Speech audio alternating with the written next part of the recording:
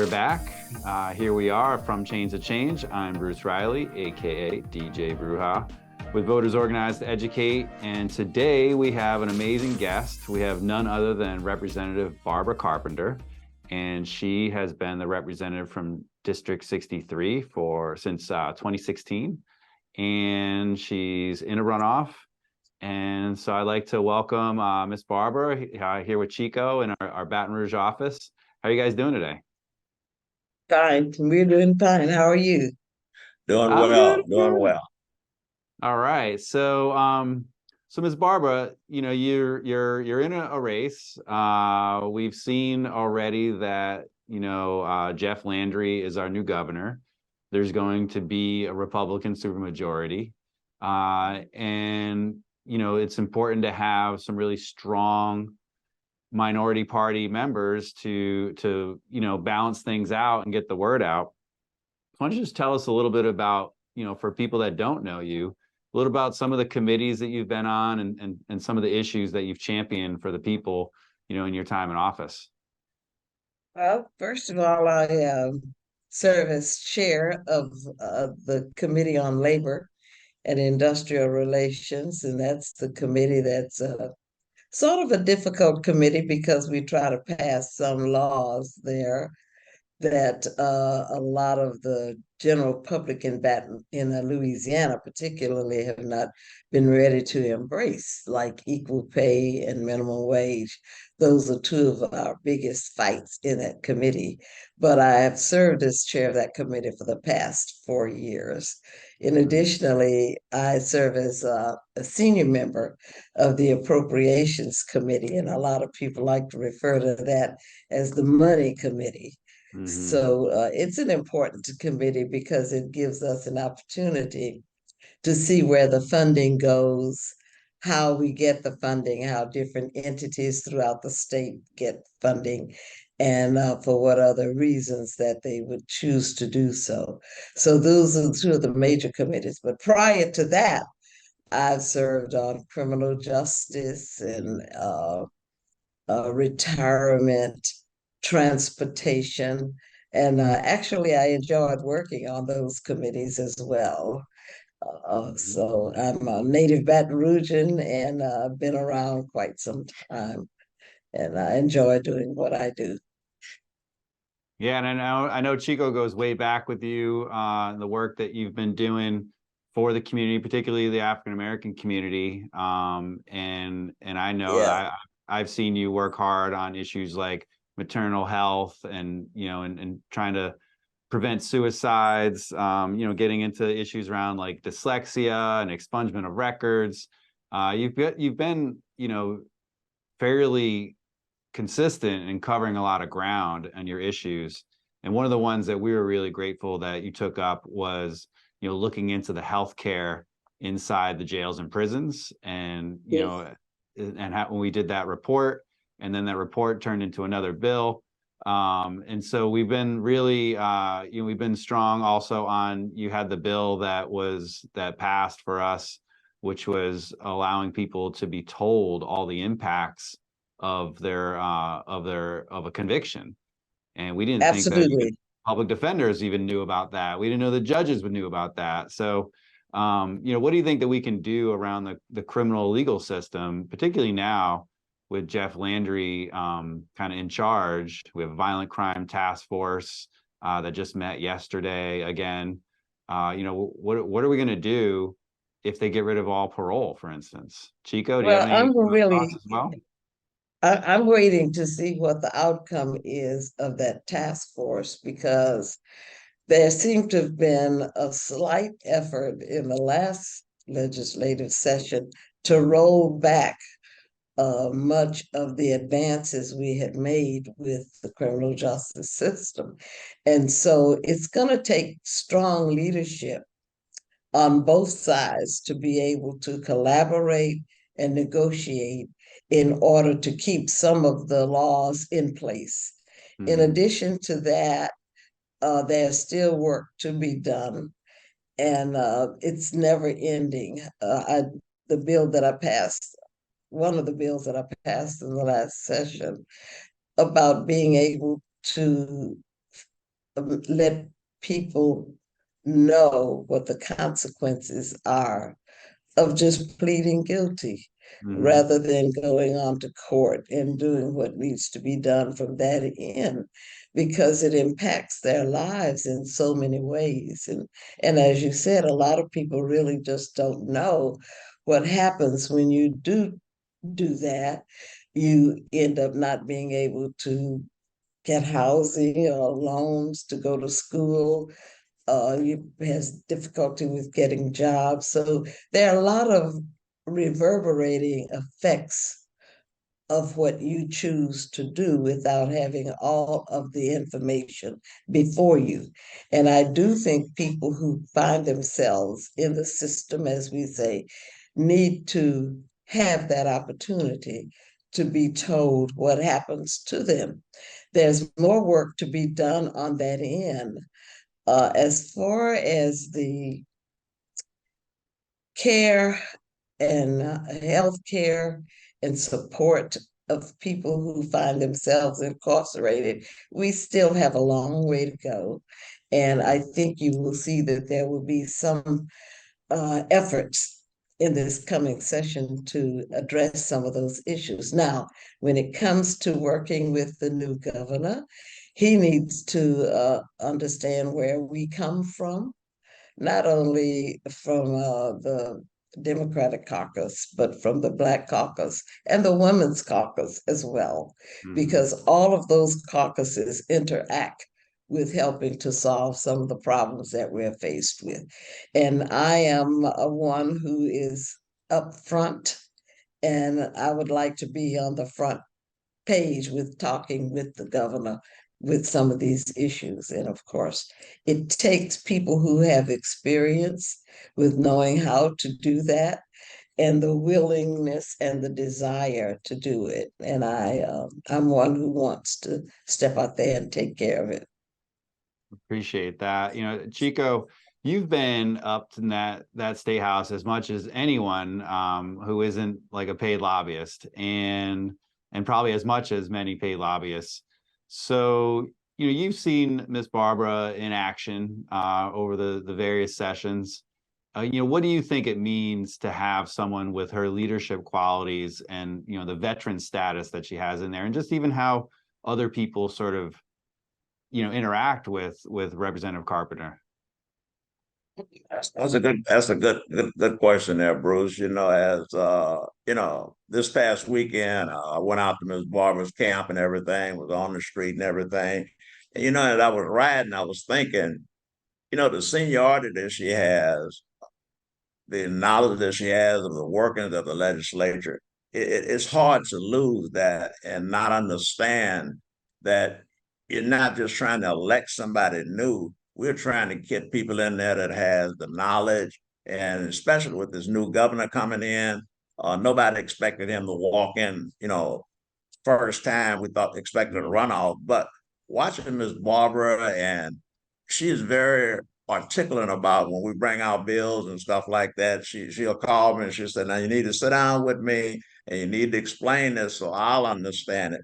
And I appreciated that, So I hate to see someone new come into District 63 that have no idea what's going on and then facing a Republican governor. So, Barbara Carpenter is a staple of the community. And I think I told you this yesterday. When I go by the Leo Butler Center and I look at the pictures on the wall, she has paid her dues because everybody knows Representative Barbara Carpenter as representative. I've learned that it's Dr. Barbara Carpenter that has a lot of knowledge about education and understanding what the future should be for District 63. So I enjoy her enthusiasm. I enjoy her just saying, "Hey, explain it to me so I'll understand it," because I want to make sure we're able to help our people. And when help coming to the formerly incarcerated people and those that's going in, she's become very knowledgeable about pleading guilty to something you don't have a clue about, you losing your voting rights. So, the education she has and the knowledge of the legislature and inner workings is very important, that we should not lose that uh, how you can put it, seniority there. Because when a Mhm. new person come in, they start at the very bottom. We don't need somebody starting at the bottom now. We need somebody that knows how to get in the trenches and get the job done. Yeah, I definitely feel that. And speaking of seniors, seniority, Ms. Barbara, if I remember correctly, you had a bill last year to have senior registration day, did you not? Like for high school seniors. Yes. Yeah, and so I think speaking of that and tying it into, let's say, voter turnout and participation democracy, I was noticing that District 63, although only 32.5% of people turned out to vote, I think was the number, it was still about 5% points higher than New Orleans. And so, what Well, can you say yes. about turnout? Yeah, I mean, you got New Orleans beat. What can you say about like turnout, and then even on this runoff? How are we going to keep people engaged and make sure they're turning out on November 18th? Well, the interesting thing with that is that even though we encourage these young people to register to vote, that does not guarantee that they will go to the polls to vote. And Mhm. so we have to have a special push that attracts their interests and know how to reach them at that level to get them out to vote. And the irony of that is that uh, the last election, we were faced with so many issues. There was LSU had a game. It Mhm. was Southern University's homecoming. Then they had the big parade, and these young people were just out there. And so they were enjoying themselves, tailgating, and they didn't worry about voting, even though we tried to push early vote. Their minds were way somewhere else. So we have to figure out a way to reach them, encourage them to do early vote so they don't get caught up on election day and at the last minute and say, oh, I forgot to vote. I work with young people every day. Their mindset is way different from ours. And so you have to kind of stay on them and work with them and encourage them and get them to understand the importance of timeliness, the importance of the value of voting, something that has not always been a right and Mhm. something that we all enjoy, but it is something that we need to take seriously. So I do think that in the upcoming election, we need to do a better job of pushing them to understand how important it is to do the early voting process and not Mhm. wait until the last minute. Today's kids are last minute kids. They wait till the bottom end of everything and it's too late. And so we're still going to work with that population. But even with that, there were the middle of the roaders too, who didn't take it as seriously as they thought it would be. So thus we get a whole flip of Mhm. parties. And Mhm. that's what happened. New Orleans was a disappointment. Baton Rouge was disappointment to me, but New Mhm. Orleans was even worse. And I think that Mhm. they're going to do some things to make a difference in the upcoming race.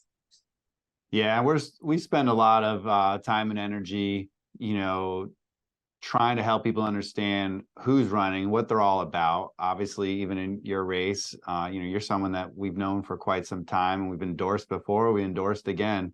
We really respect and appreciate your participation, in our democracy and how you actually do represent the needs of the people, and you do it well. You do it with class, and Thank you. I think that you kind of nailed it with this like last minute kids thing. As someone who has a teenager at home, I mean, homework is a last minute thing, of course. But I still think my daughter, hopefully when she hits 18, will early vote and be a first minute kid when it comes to democracy. So we all got to keep trying our best. But Chico, I want to kick it over to you. I mean, do you have any questions or things that we want Miss Barbara to share with our folks? Well, what I'd like Ms. Barber to ask this question. I listened to the Violent Crimes Task Force yesterday, and when we were talking, you were still in the Joint Budget Committee meeting, long meeting all day long and everything. And you know how they flipped it?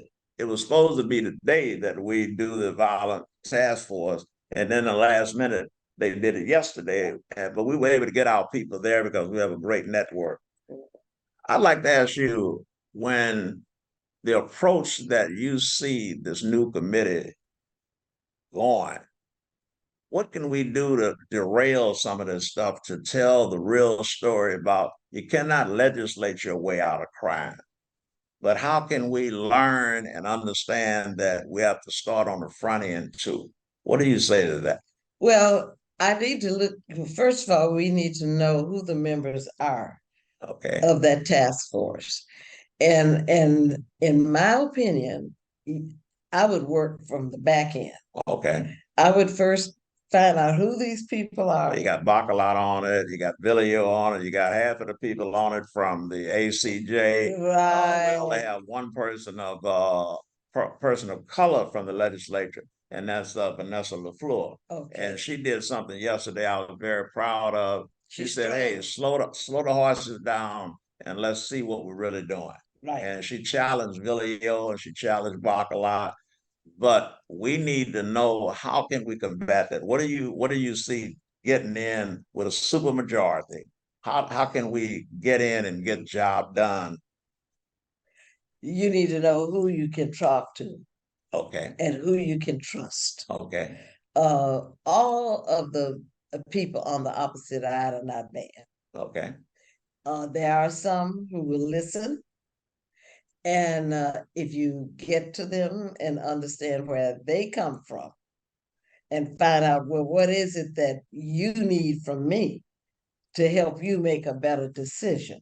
Okay. That would be the approach I would use. Okay. Vanessa, Representative LaFleur, is a great advocate. She's sharp, she's knowledgeable, and she knows how to put things out there. You cannot go with a person who has a reputation of being combative, because you're not going to get anywhere there. And there are some on that committee of whom you name who are more combative than others. But I would work from the back end of it and get to know some of those people of whom you feel you can at least share your story with. And I appreciate, yeah, and I appreciate that, because and watching you in the legislature, being down there every day during the session and calling you on the side, sitting down and huddling, it's very important that our people understand that they have to get involved. Yeah. They have to come down and testify and do these things. But looking at this new committee with the police chief, the Sheriff's Association, we got a lot to work to do. We don't need a tenderfoot coming in, that has no idea. You need some strong people. There you go. Who can speak with authority and knowledge.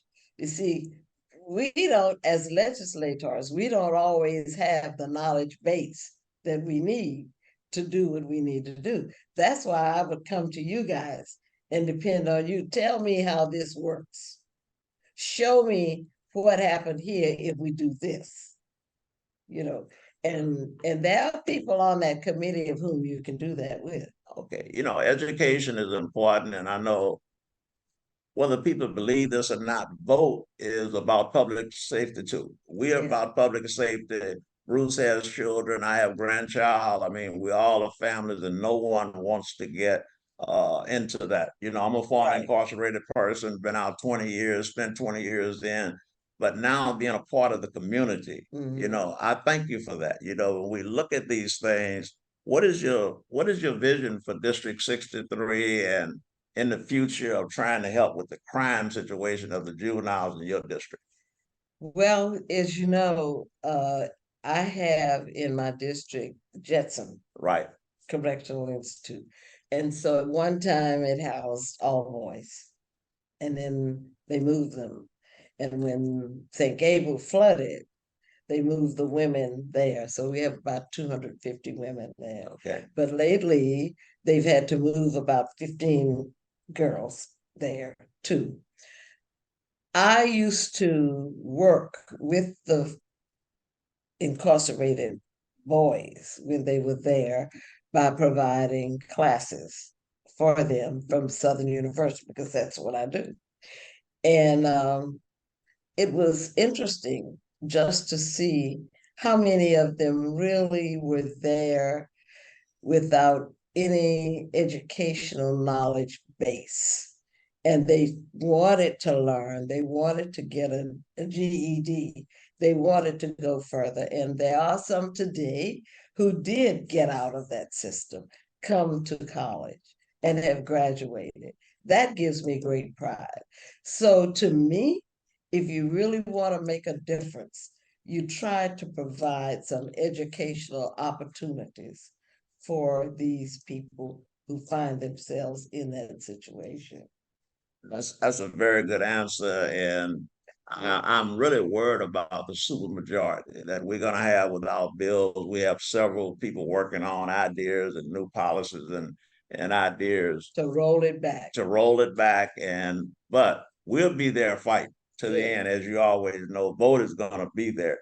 You know, in the low turnout, you guys started with it with 35.8% of turnout across the state, and when we looked at the numbers, 272,000 some early voted.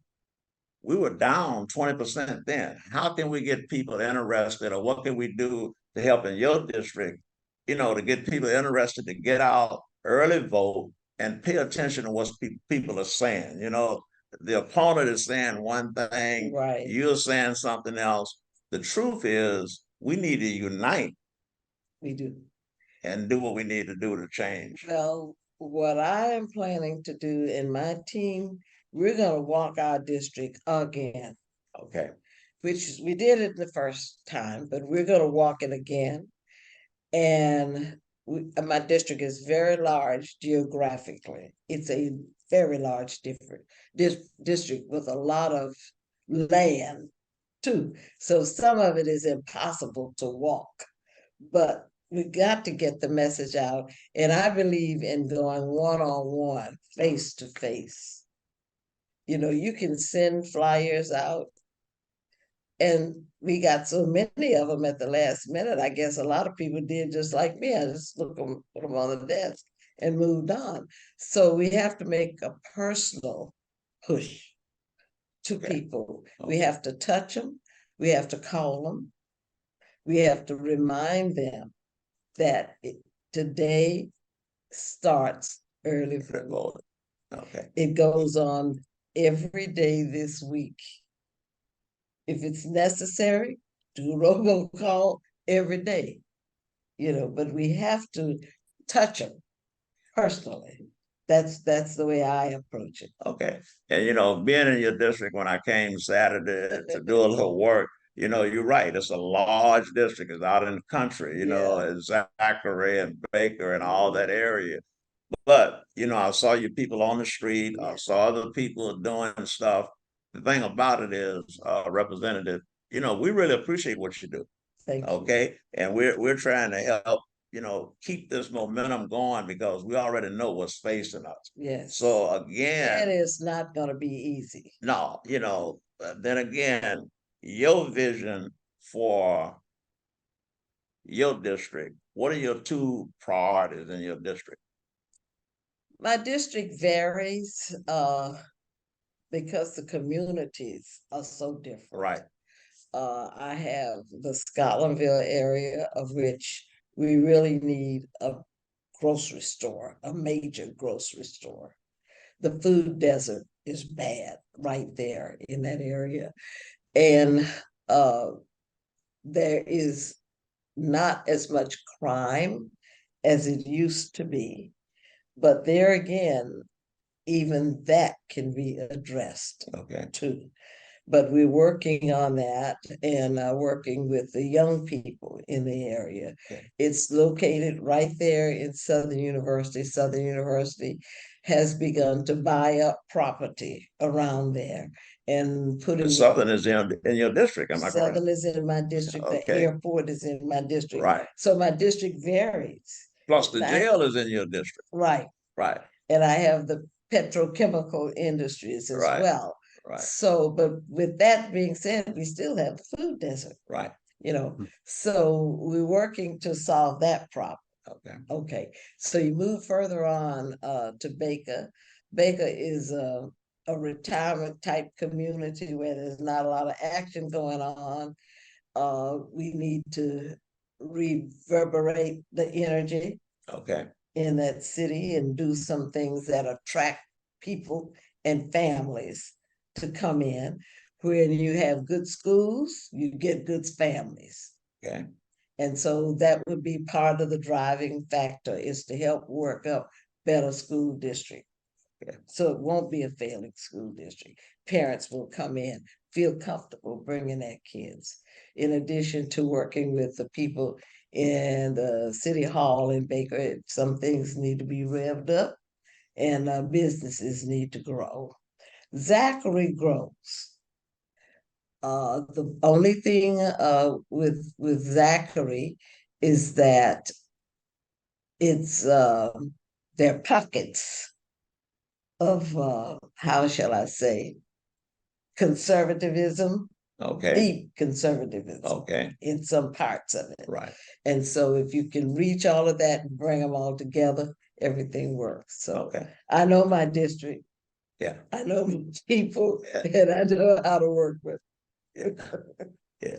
But anyway, as we go on with this interview and, back to Bruja in a minute, education and crime, whether people believe it or not, if you educate people, that don't mean you're going to have zero crime, and Lessen it. right, you can lessen it. And listening at that committee yesterday, with one representative that actually just, they're actually upset with New Orleans. That's when the news went out the other day that the DA got carjacked, and now I listened at Baccarat yesterday about you come from 1,000 trials and then the 40 trials, and he's blaming everything on Orleans and not having the money in Orleans and everything. How do you combat all of that? It's not about money. Okay. It's about the mindset of the people there. Okay. A lot of it starts in the home. Okay. I'm the oldest of 7, and my parents were strict. And we didn't have a choice. Okay, both my parents are principals in the school system, and both of your parents were principals? Yeah. Wow. Okay. I know one. I know both. Yeah, both of them. I'm a 4th generation educator in Baton Rouge. Okay. So I know the city and I know the people, but it isn't always about money. It's about the values that you impart in people, in helping people to understand the quality of life that you really want to have. Okay. I'm gonna kick it back to Bruja, and because we've been talking and got kind of carried away, but it's all good for the district and letting folks know why they should reelect Representative Barbara. Okay. Yeah. Bruja. Thanks, guys. Miss Barbara, I think you really, hit a good spot there talking about the values of people in the district. And, because something we talk about around this group all the time is, the difference between hope and hopelessness and what's possible or impossible, depending on which side of that you're on. And, we got to generate hope. We got to be hope merchants. And, something that you provide is a fresh, hopeful outlook that we need, and we need leadership like that. And so we got early voting starting November 3rd. We got election day November 18th. Is there anything that you'd like to say in closing, to our folks and people that are going to check out this podcast? Well, I'm going to be out there on the streets with my people. I normally take leave of absence. My paying job, I'm the Dean of International Affairs and University outreach at Southern. So I travel a lot, travel abroad a lot. You have to be a people person to me to be in the job that I'm in. You have to like people, appreciate people, and want to work with everybody. So I will be on formal leave from the university while I'm working the streets. Okay. So nobody can say I'm on the job, working out here, campaigning, all of that. I like to be clear, clean, straight above. And you will see me all over my district. Tomorrow, I'm going to be driving in the parade at Helix Airport. Okay, School. right. You know, it's in my district. It's in your district. And so it's one of the charter schools that have come into the district, and I support them as much as I support the public school, even though I'm a product of the public school. My children were products. Can I ask you like one last question before we wrap this up? Yeah. What would you tell people watching this when they say they vote don't count? Every vote counts. Okay, explain that to the people so they'll understand. Well, it's because a lot of people people say, oh, well, it's no need of me going to the polls. You're going to win. How do you know that? Until you go and vote. You know, people will tell me, you don't have anything to worry about. You're going to get it. Really? But if you don't vote for me, I won't get it. Right. You know, so every vote counts. And we try to explain to people, we do registration, event and stuff.